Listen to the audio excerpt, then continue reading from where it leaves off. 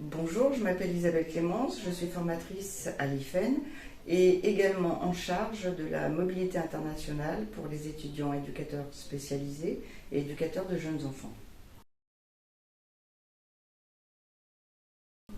Eh bien, la mobilité internationale à l'IFEN se déroule sur une période de 308 heures en début de deuxième année, du mois d'octobre au mois de décembre, et c'est une période durant laquelle il n'y a aucun cours pour permettre à des étudiants d'aller réaliser des stages à l'international.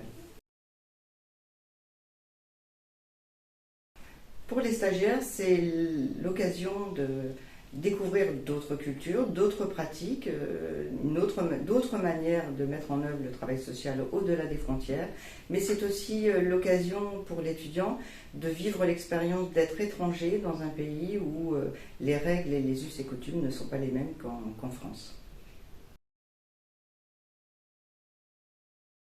L'IFEN réalise le dossier administratif qui consiste à faire des demandes de subventions à l'Europe, au service de la communauté européenne via Erasmus, mais également à la région Normandie qui apporte un soutien financier aux étudiants en fonction des pays de destination.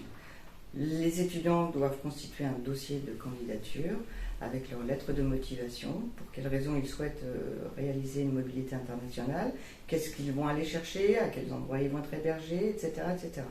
Et l'IFEN accorde la possibilité de réaliser le stage en mobilité si toutes les bonnes conditions sont remplies et que les conditions de sécurité sont également remplies.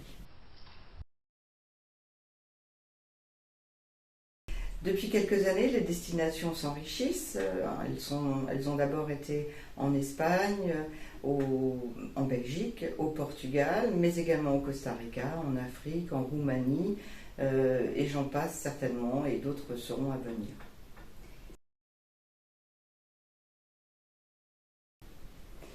Alors, il est fortement conseillé de préparer longtemps à l'avance son départ en mobilité. Il faut environ une année pour bien maturer le projet et le mener à son terme. Donc il faut être persévérant. Il est également possible d'échanger avec des étudiants qui ont réalisé des mobilités stages. C'est toujours beaucoup plus parlant entre étudiants de se raconter un peu les processus.